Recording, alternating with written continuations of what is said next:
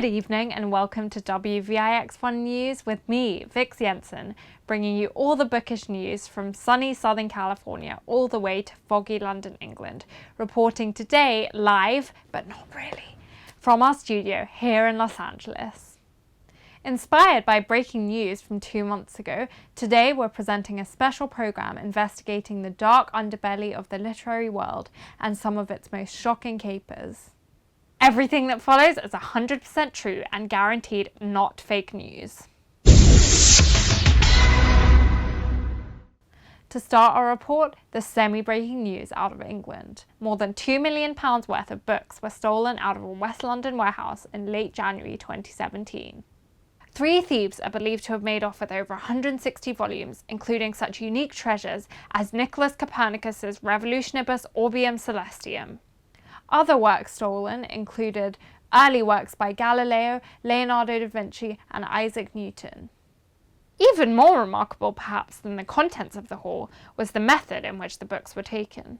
The gang of thieves bored holes in the reinforced roof of the warehouse in order to propel down 40 feet of rope, dodging motion sensor alarms all the while. After securing their loot, they proceeded to abseil right out of the building and into the London night. Certainly is an interesting choice of fitness regime. On a much darker note, this story out of Oxford, England.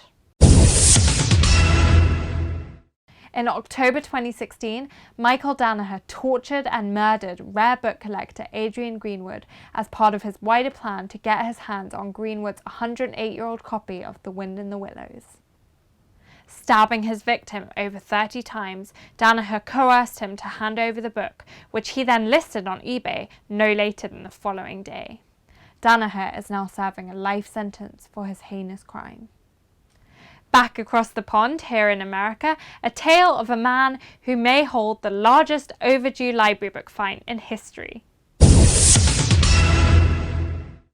When Stephen Carey Bloomberg, also known as the Book Bandit, was finally brought to trial for his theft of over 18,900 library books, it was estimated that his hoard was worth over $5.3 million. Bloomberg stole almost exclusively from libraries and museums and was said to be an expert thief, bypassing the most sophisticated of security systems. Notably, it was said that he used tiny, narrow book elevators to get around. In the end, only 3,000 of the books he stole were returned to their rightful owners, and the 11,000 that remained, they were returned by the FBI to his father, as if they were some family heirloom or something. And our final story tonight takes us back to England, where the death of a Lambeth Palace library employee opened and closed a mystery more than 40 years old. The staff at Lambeth Palace Library had long suspected that several dozen books had gone missing from their extensive collection. Having initially put this down to a World War II bombing, they were absolutely staggered to receive a posthumous letter detailing the location of the books, along with about 1,400 others, kept safely in a former employee's house. Many of the books, dated back from the library's initial collection, started back in 1610. That concludes our special report tonight. Thank you so much for joining us. Please join us next time for a hard-hitting look at what this booktuber has been reading recently. Until next time, my lovelies, if we've learned anything, keep your friends close, keep your books even closer.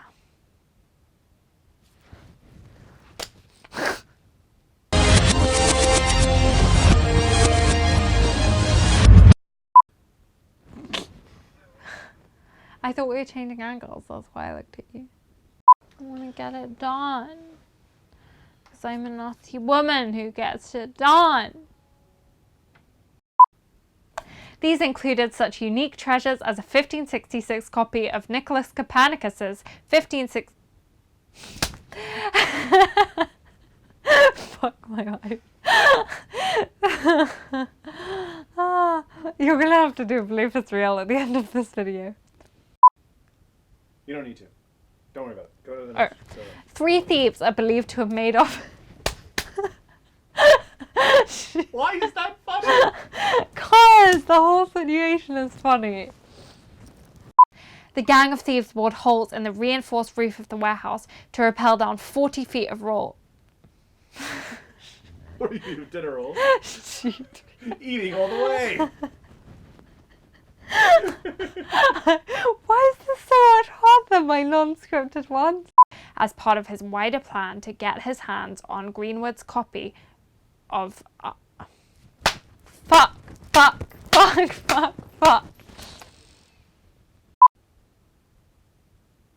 I'm breaking it up into many sentences. I assume. I literally can't deal with it.